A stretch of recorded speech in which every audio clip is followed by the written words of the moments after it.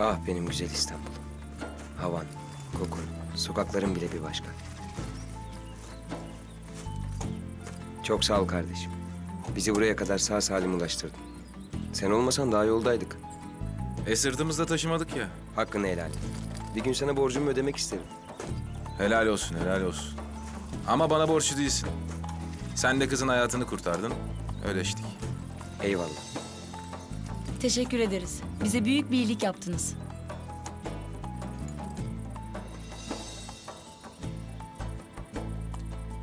Hadi gidelim artık. Hadi yolunuz açık olsun. Eyvallah.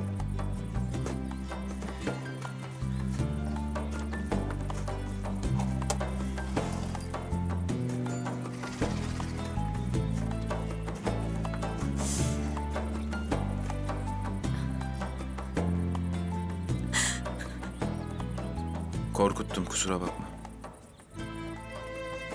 Daha iyisin, yüzüne can gelmiş.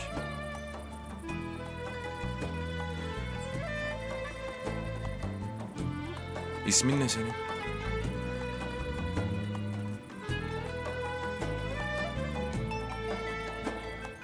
Ben...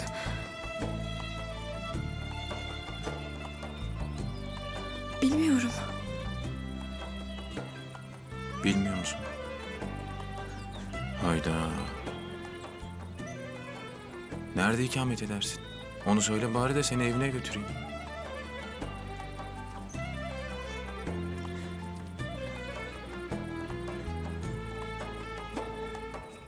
Bilmiyorum. Hiçbir şey bilmiyorum. Nasıl?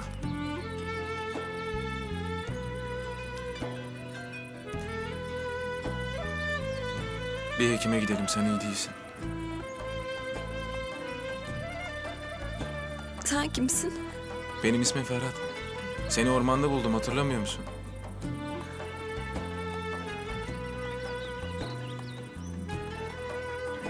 Ya ben... Ben kimim?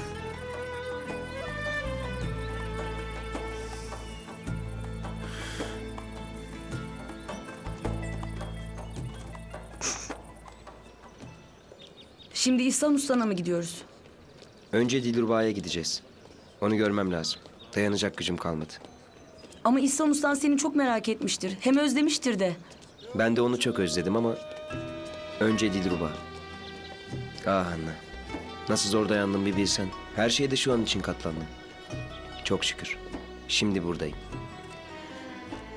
Peki ustam beni kabul edecek mi? Yani yanında birini getirdin diye sonra sana kızmasın. Ustam kızar mı hiç öyle şeye? Onu bir tanısan. Melek gibi bir insandır. Herkese de kapısı açıktır. Kimseyi fazlalık görmez. Hadi gidelim. Peki.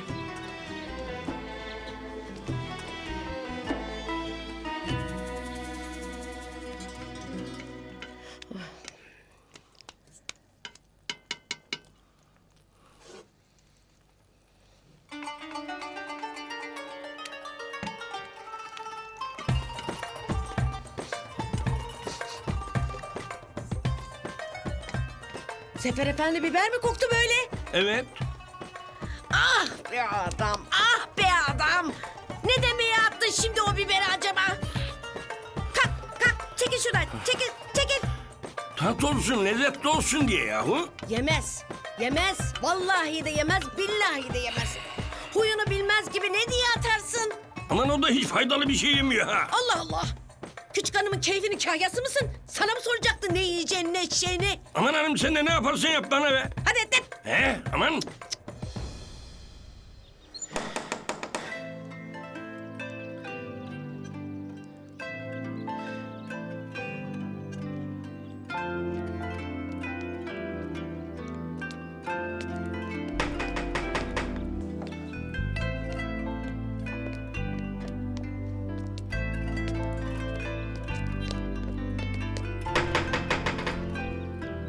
Kimse yok. Burada oturuyorlar. Evde olmaları lazım. Kimi arıyorsun oğlum? Ben hekim kadınla kızına bakmıştım. Haberin yok herhalde. Hekim kadın Hakk'ın rahmetine kavuştu. Hastaydı zaten. Geçenlerde haberi geldi. Duyduk ki vefat etmiş. Allah rahmet eylesin.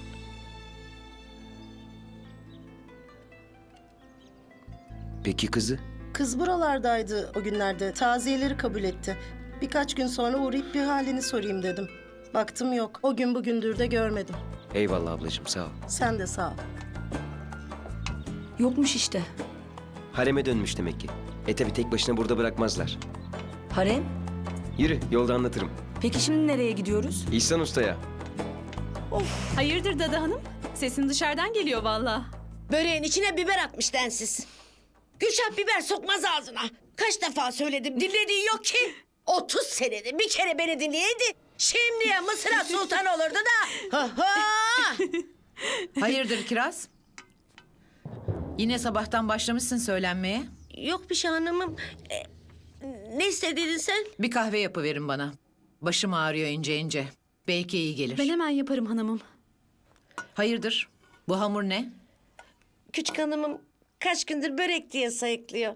Cancağızı istedi zar. Kıyamadım sabah kalktım hamur yoğuruverdim. Sahi kalkmadı mı hala o? Aman bırak uyusun hanımım. Yapacak işim mi var? 5 karış yatsın, 10 karış kalksın kuzum. Yapacak işi yok da bu saate kadar da uyunmaz. Gidip sesleneyim ben şuna. Tamam. Gülşah!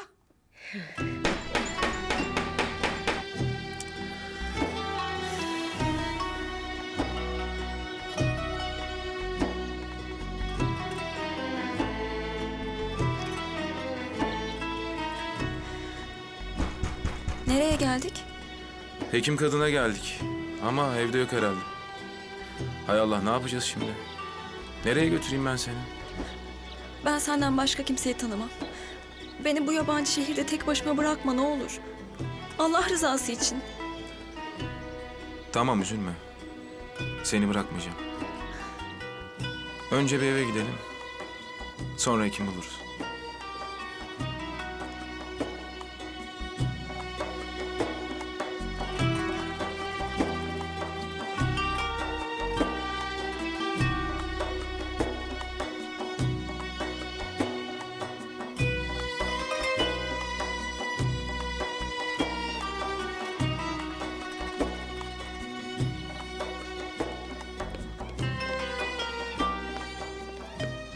Anladın mı? Tamam anladım.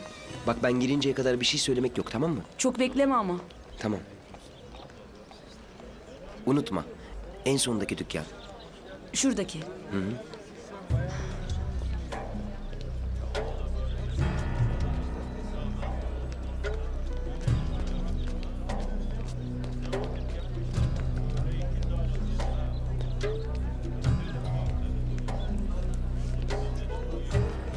Usta baksana şuna.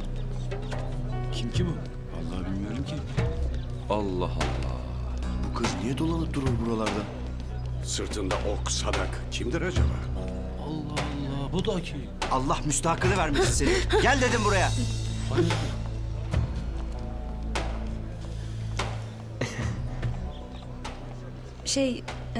İhsan Usta'nın dükkanı şurası mı?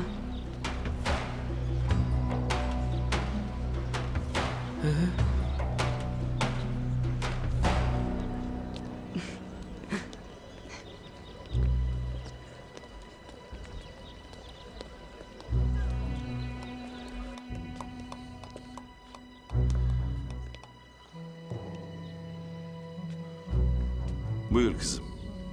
İhsan Usta siz misiniz? Benim. Size Ahmet'ten haber getirdim. Ahmet mi dedin? İyi mi Ahmet'im? Ne olur kötü bir şey söyleme kızım. Allah rızası için onun yaşadığını söyle bana. Telaş etme ustam. Dur anlatsın bir dinleyelim. Ahmet dedi ki her şeyi bilen ustama söyle. Yeryüzündeki en güzel yer insanın kendi evidir. En güzel koku baharatların karıştığı dükkanın kokusudur. En güzel çarşı bizim çarşıdır.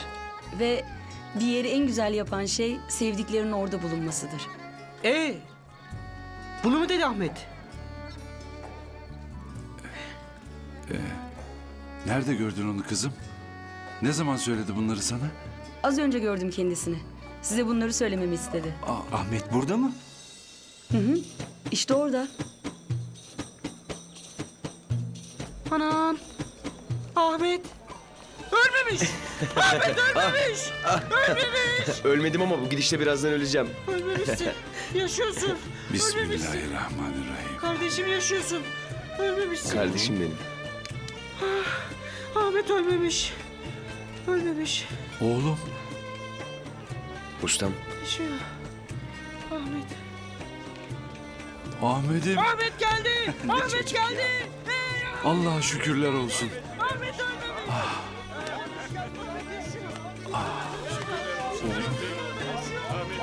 Kavuştuk sana. Eyvallah ustam. Çok şükür Ahmet. Çok şükür. Hoş geldin oğlum.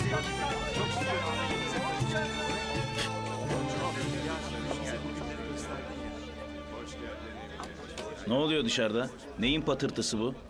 Sanırsın hünkârımız gelmiş. Alt tarafı baharatçının çırağı gelmiş ya.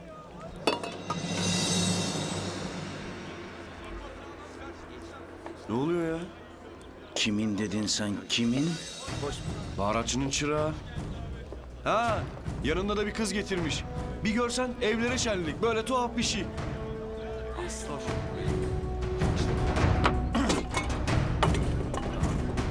Bir bu eksikti. Ne oldu şimdi sana anlamadım ki. Ha, bildim ben senin derdini. Şu oğlanla şey işte. Hani şu hekim kadının kızı vardı ya. Çok beğenmiş, evini sordurmuştun. Ne alakası var? Oğlan geldi, kız bana bakmaz gayrı diye efkarlandın. Bana bir daha o kızın bahsini açma. Yahu nereye? Afakanlar bastı. Gidip biraz hava alacağım.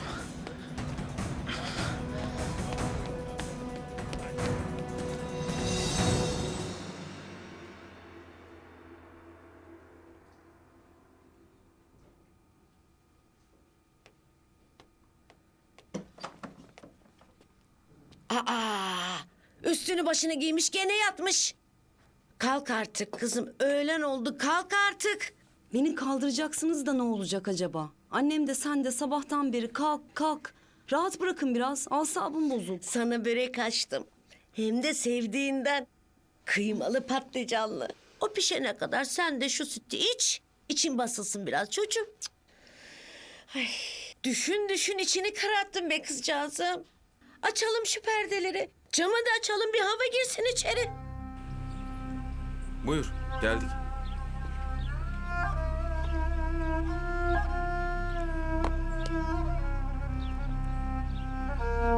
İşte burası da benim evim.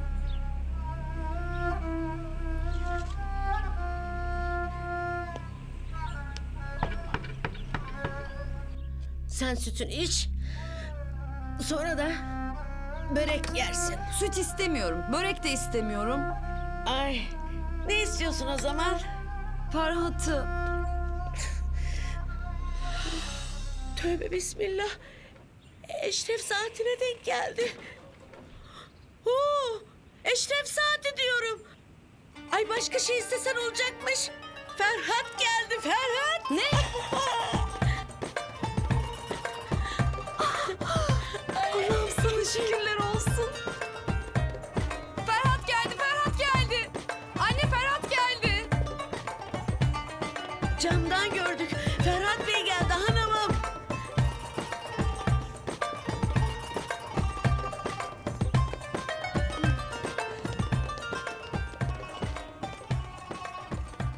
Hoş geldin. Hoş gördük Gülşah.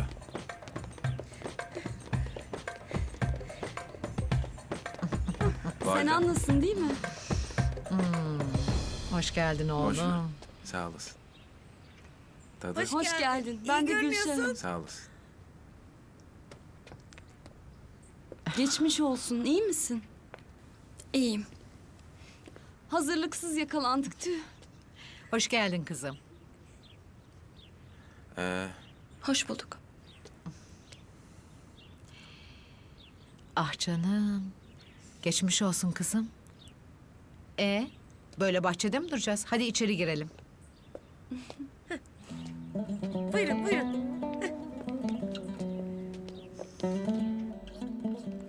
Vay vicdansızlar. Demek kıydılar günahsız insanlara ha? Osmanlı'ya yardım ettik diye yaptılar. Ustam, eğer Anna'nın ailesi beni saklamasaydı bugün burada olmayacaktım. Toprakları bol olsun inşallah. Şimdi oralarda kimin kimsen kalmadı mı kızım? Hayır, kalmadı. Ustam, Anna'nın bir abisi varmış. Devşirme. İstanbul'da mıymış? Babam öyle anlatırdı. Gittiğinden beri görmedik Borya'yı. Anna abisini bulmaya geldi ustam. Ben de elimden geleni yapacağıma söz verdim. Ona can borcum var. Hem de birkaç tane. Buluruz elbet. Bir başına bırakacak değiliz ya bu kızcağızı. Hadi kızım. Soğutmadan iç bakalım kahveni. İç bakalım, beğenecek misin? Türk kahvesi.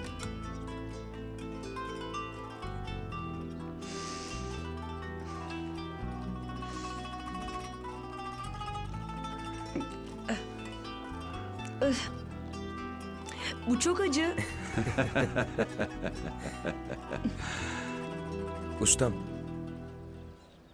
Dilruba nasıl?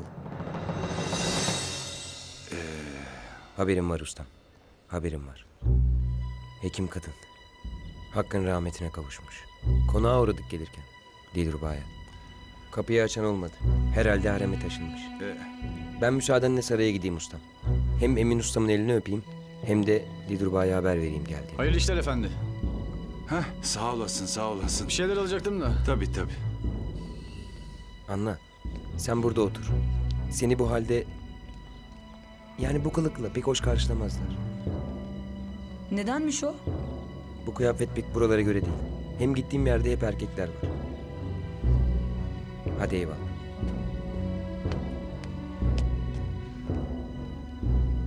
Ben girerim. Bu biberler yeni geldi. Ver ondan da. Tamam bak. Biraz acıdır.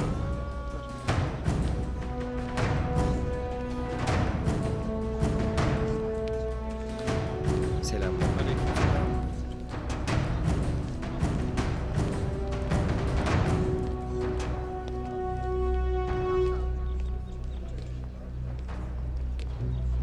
kim ya?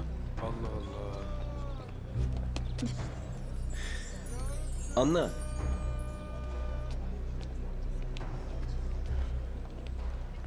Ben sana beklemeni söylemiştim.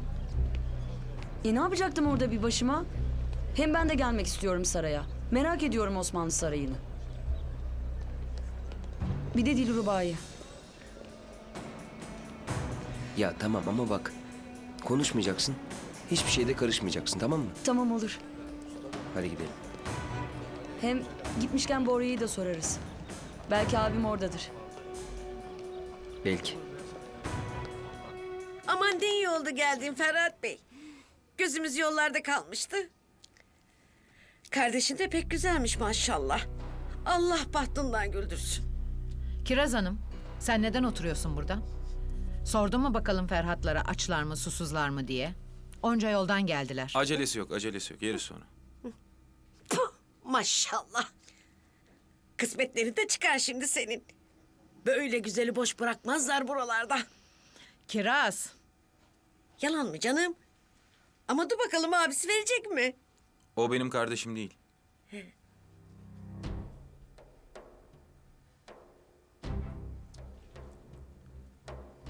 Neyin o zaman? Hanım hasta. Yolda buldum gelirken. Yaralıydı, kendinde değildi. Aldım Allah rızası için hekime götürdüm. Orada kendine gelemeyince aldım buraya getirdim. Daha iyi hekimler var diye. Gelince validem saray hekimine vardık, evde kimse yoktu. Neyse. Sefer Efendi'ye söyleyeyim de bir hekim alsın gelsin.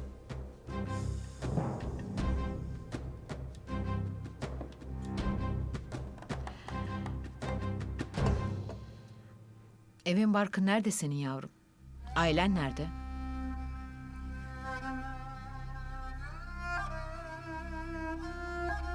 Cevap versene evladım. Kimsin, kimlerdensin? Ben bilmiyorum. Hatırlamıyorum.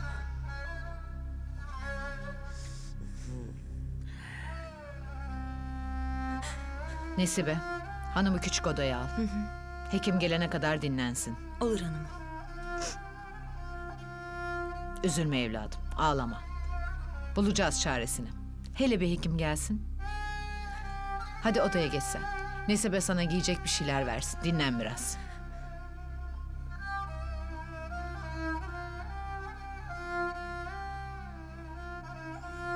Ama bu Ferhat Bey'in işleri de hiç iş değil vallahi.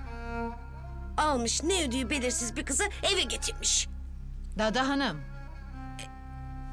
Ben gideyim Ferhat Bey'in sevdiği yemekleri yapayım o zaman. Özlemiştir. İyi olur.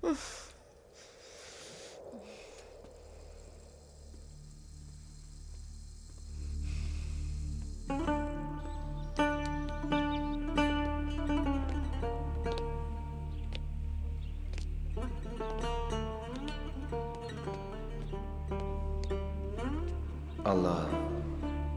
Beni ikinci defa Dilruba'ya açılan bu kapıya getirdiğin için sana şükürler olsun.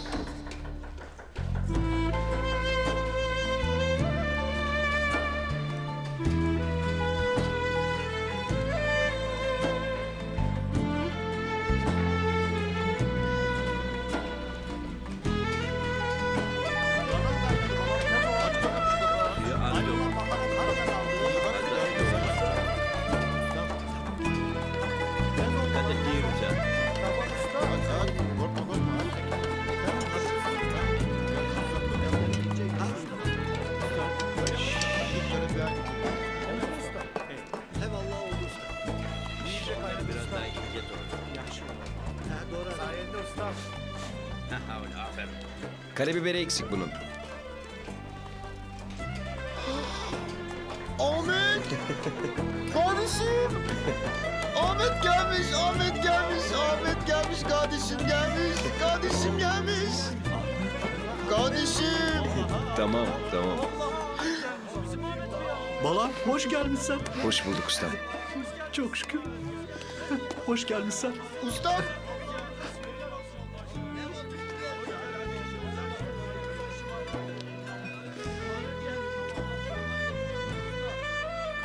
Ahmet. Şükür kavuşturana. Ustam.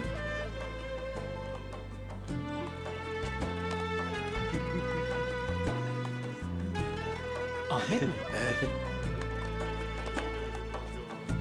Selamünaleyküm. Aleykümselam. Ahmet sen misin? Hayal görmüyorum da. Benim ustam benim. Hoş geldin oğlum. Safalar getirdin.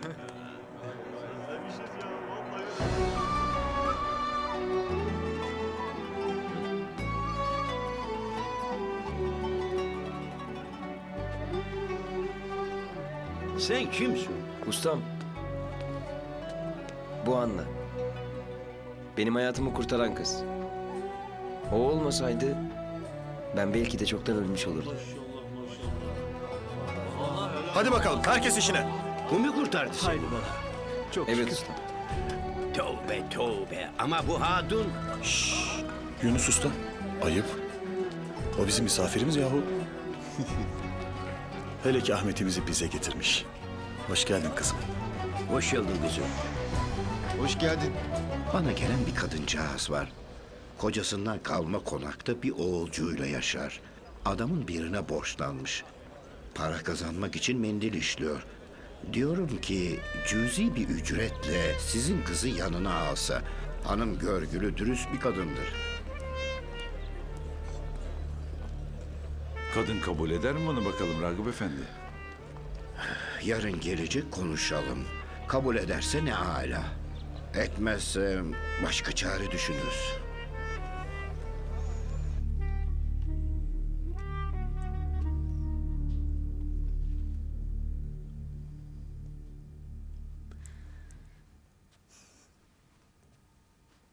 Bunlar temizdir. Yıkanmak istersen hamamı da yakarız.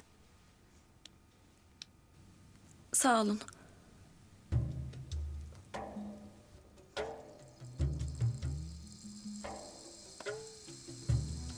Böyle boynunu bükme. İyileşirsin inşallah.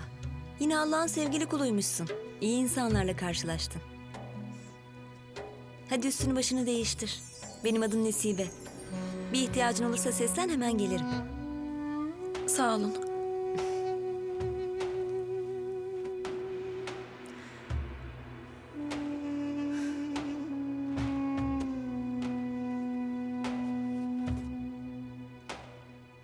Gitti mi Sefer Efendi?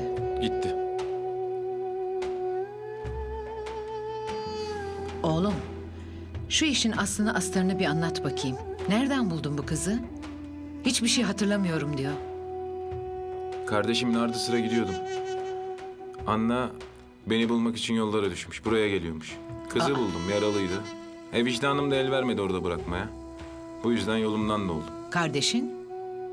Ona rastlamadım. Muhtemelen benden önce buraya gelmiştir. Yani inşallah gelmiştir. Dur, karartma gönlünü. Gelmiştir Allah'ın izniyle. Sonra? Sonrası İstanbul'a gelince kız gözlerini açtı. Ama hiçbir şey hatırlamıyor, bilmiyor. Ben de ne yapayım? Çaresiz buraya getirdim. Bir insan nasıl hiçbir şey hatırlamaz? Ben anlamadım bu işi. Yalan söylüyor olmasın? Niye yalan söylesin? Ben onu tanımam, o beni tanımaz. Bir arayanı, bir soranı vardır muhakkak. Bir sorsan, soruştursan. Bilmiyorum ki buralı mı, değil mi? Kime sorayım Valide Hanım? Bilse adına, yaşadığı yeri bilse sorayım. Dua edelim de aklı yerine gelsin. Ne yapacağız bu hasta kızı böyle? Durun bakalım, hekim gelsin önce. Bunlar sonra düşünülecek şeyler. Harem'e haber gönderin. Öğrenin bakalım Dilruba'dan bir haber, bilmediğimiz bir şey var mı? Tez haber beklerim. Emin olur ustam. Çok şükür. Eyvah! Allah senden razı olsun baba. Vay başıma gelenler. Yandı gitti güzelim yemek ya. Hay Allah.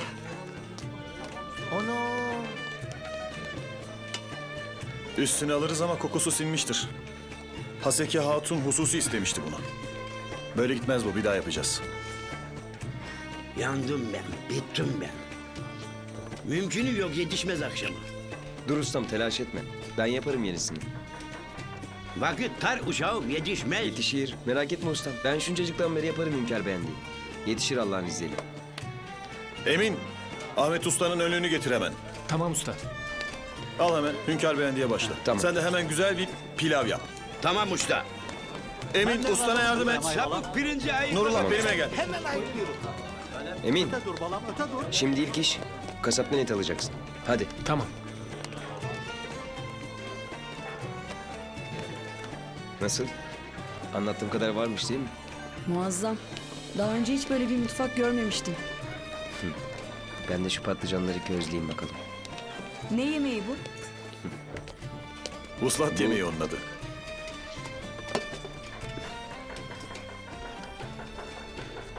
Bu yemeğin ismi Hünkar Beğendi'dir. Ustam ona Vuslat ismini uygun görmüş olacak ki... ...ne zaman Vuslat dese biz anlarız bu yemeğin yapılacağını. Vuslat ne demek? Kavuşma.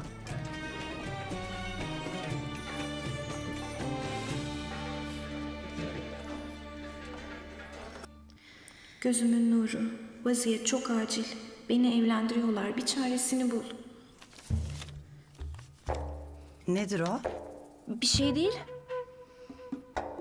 Önemsiz bir şey.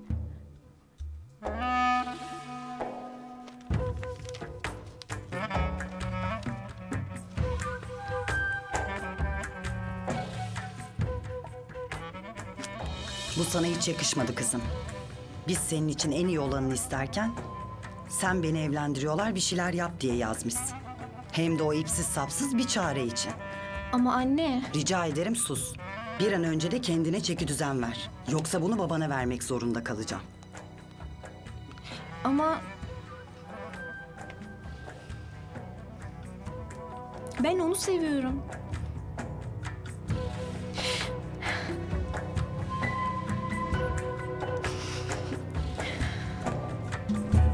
Söyleyince kötü oluyorum. Akıl kârı mı? Bilmediğin, tanımadığın kızı alıp eve getirmek. Neyin nesi, kimin fesi belli değil. Ne yapsaydı ya? Öyle yaralı bir başına ölüme mi terk etseydi? Aman bir Ferhat mı kaldı? Birileri bulurdu elbet. Ya mektupsa? Ya cani ise? Gece oldu mu uykumuzun arasında bizi kıtır kıtır kesiverse? Ha? Ne olacak o zaman söylesene. Amma mübalağa ettin Dadı Hanım. Görmedin mi? Mazlum kızcağız. Sen asıl böyle görünenden korkacaksın. Ne yere bakan yürek yakandır onlar. Ben bilirim böylelerini. Canım alıp elin kızını getiriyorsun. Bir sor bakalım insanlar ister mi? Babanın konağı mı? Latife.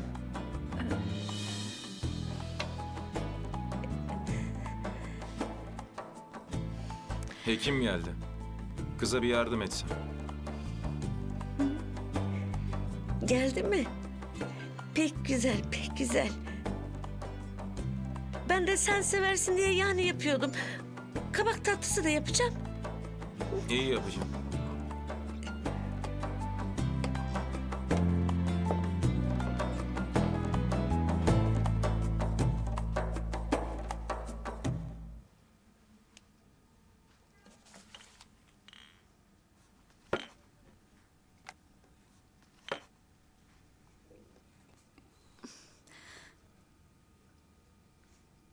Adın ne senin?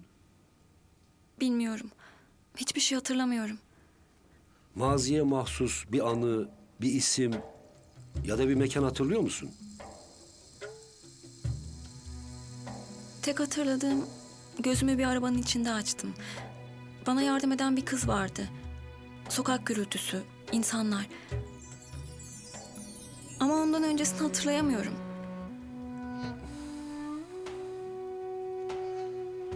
Başın darp olunca hafızan silinmiş senin. Peki bundan sonra mazimi kim olduğumu hiçbir zaman hatırlayamayacak mıyım? Allah bilir. Ama bu hazırlayacağım merhem yarana çok iyi gelecek. Biraz canın yanacak ama birkaç güne kadar ne iz kalacak ne de sızı.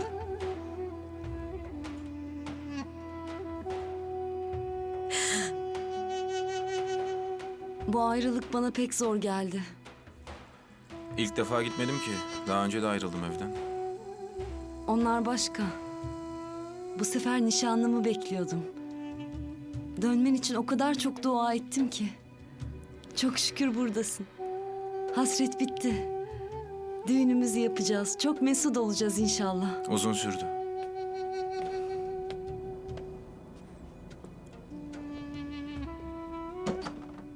Nasıl? İyi olacak mı? Zaten iyi maşallah.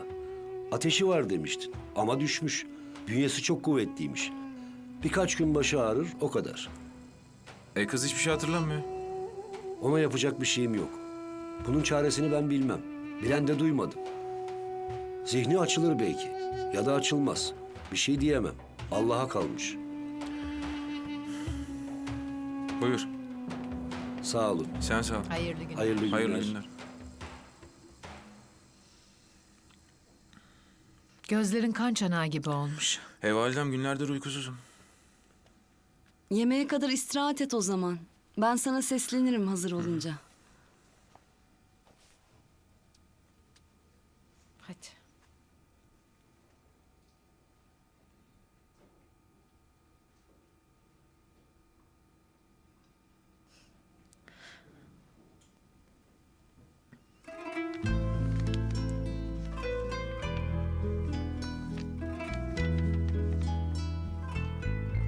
Gözümün nuru, ömrümün sebebi güzel. Yine hep yaptığım gibi Sarayburnu'ndan yazıyorum sana bu mektubu. Çünkü burası bana seni hatırlatıyor. Neden biliyor musun? Sen deniz kokuyorsun çünkü. Bu şehrin tüm sokakları da deniz kokuyor. Ben ne zaman gelsem buraya tüm şehir sen oluyor. Sen İstanbul oluyorsun.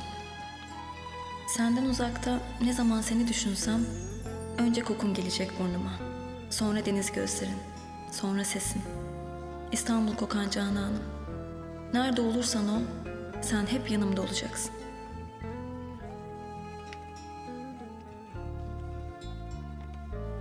Kimsin sen? Kimsin? Ben Ahmet. Garip aşçı ama İhsan Usta'nın çırağı. Dilruba'nın meftunu Ahmet. Kim derdi ki sen gibi bir güzele gönül verip uğruna seneler harcayacağım? Kim derdi ki seni her kaybettiğimde yeniden bulacağım? Döndüm. Bir daha kaybetmek yok. Artık hasret, ayrılık yok. İşte yine buradayım. Şükür ki aynı şehirde, aynı gök kubbe altında, aynı baharat kokusunun genzime dolan tatlı rayasında seni düşünüyorum. Ne yaptın evladım? Etler pişti mi? Pişti ustam. Beğendisini hazırlayacağım Allah'ın izniyle.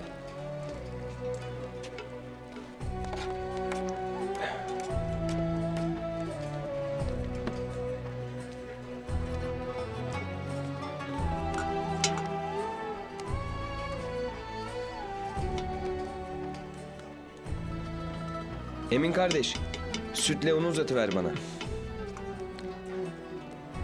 Bu mutfakta namın büyük. Geldiğimden beri senin adını duyuyorum.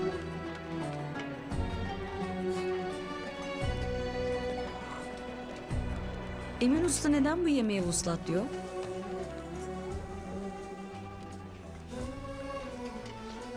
Etle patlıcan birbirlerine sevdalıymış. Ama bir türlü açılamaz.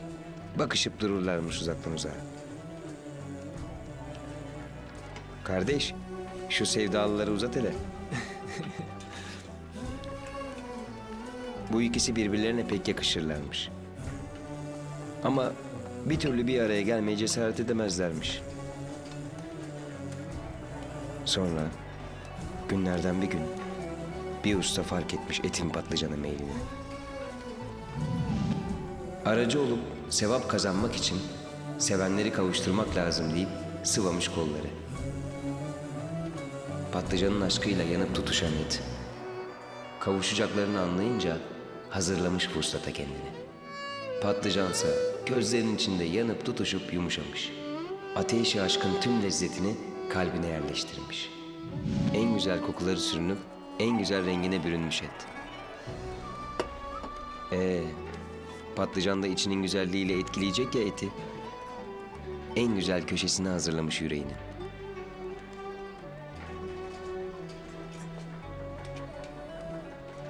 Böylece birbirlerinden ayrıyken bir yanları hep eksik kalan etle patlıcan bir olmuşlar. Lezzetleri muazzam, vuslatları tamam olmuş.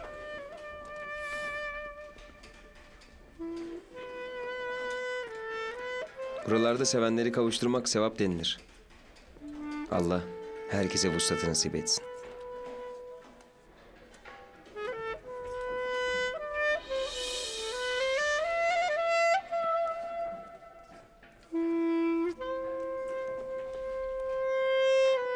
Amin.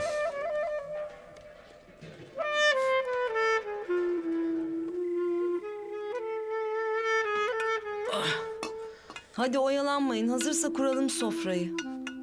Dur kız. Abin gelsin hele. Ay. Oh.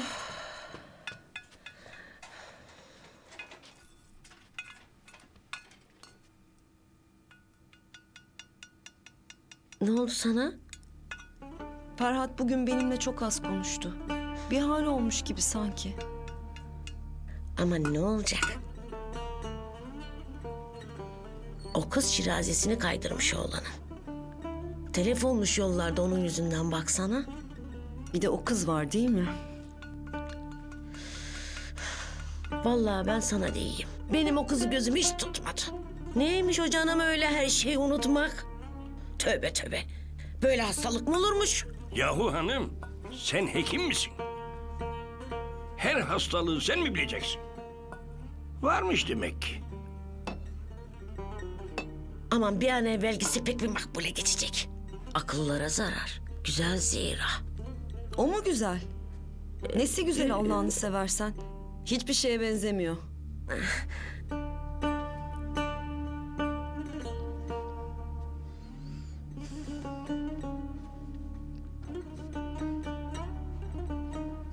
Nasıl oldun merak ettim. İyiyim. Bir şeyim yok. İyi iyi. Ben şimdi sofra kurmaya ineceğim. Hazır olunca seslenirim. Sen rahatına bak. Ben de geleyim. Yardım ederim. Olur mu öyle şey? Sen hastasın. Sıhhatim yerinde çok şükür. Hem çok sıkıldım bu odada tek başıma. İyi peki madem. Sağ ol.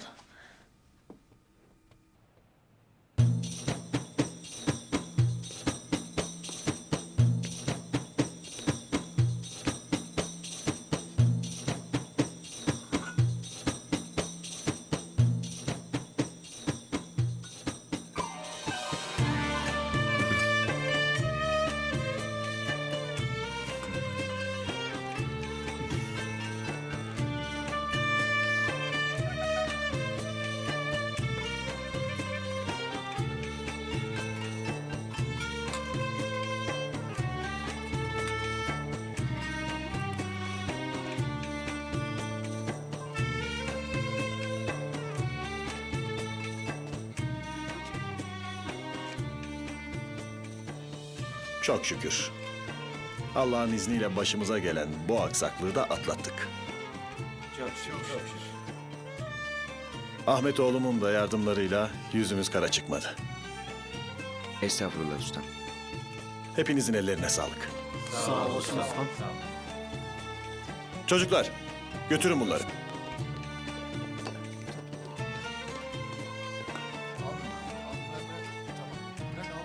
Ahmet oğlum, seni de böyle gelir gelmez yorduk. Hakkını helal et. O nasıl söz öyle ustam? Bu mutfağa dönmek, tekrar burada yemek yapmak benim için ne büyük bir mükafat bilemezsiniz. Aferin uşağım. Ustam, ben şey diyorum, Ustam. hareme... Müsaade edersen ben çıkayım. Çık evladım. Sağ ol. Ustam. Ustam. Ahmet, az bekleyin siz evladım. Bu arada sen de Anna kızıma yemek ikram et. Eyvallah ustam. Ben gidiyorum. Sen de kapat çık, fazla bekleme. Eyvallah. Hayırlı geceler. Hayırlı geceler. Hayırlı geceler. Hayırlı geceler. Hayırlı geceler Serkan. Hayırlı geceler. Hayırlı geceler olsun.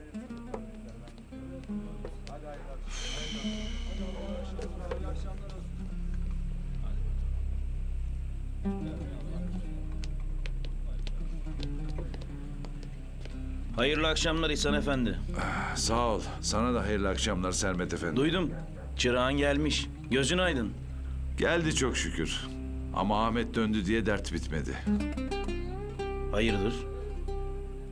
Bahsi geçmişti ya geçen gün kahvede. Hani Ahmet'in sözlüsü kayıptı ya. Ha, tamam söylemiştin.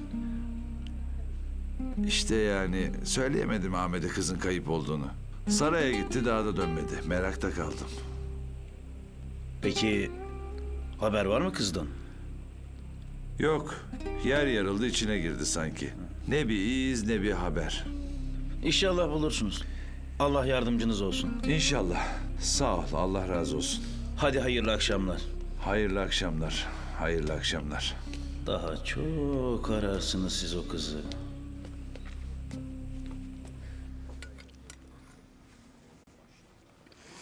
Vuslat çok güzelmiş. Güzeldir.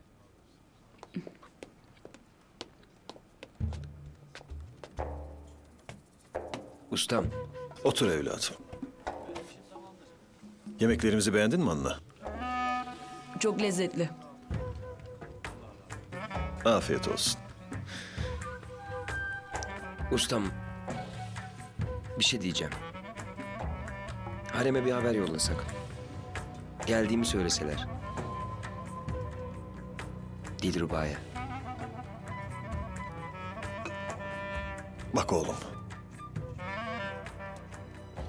Dilruba... Ustam geldiğimi bilsin yeter. Dilruba haremde değil evladım.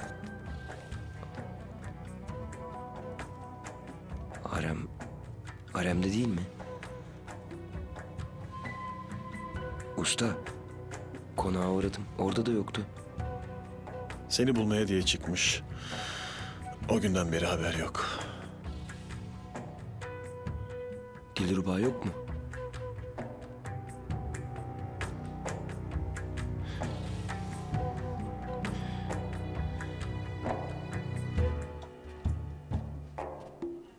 Sofra hazır hanımım.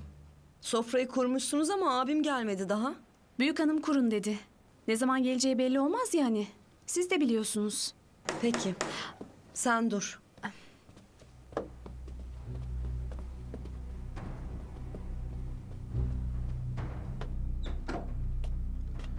Hayırlı akşamlar Hoş hemşire. geldin abi.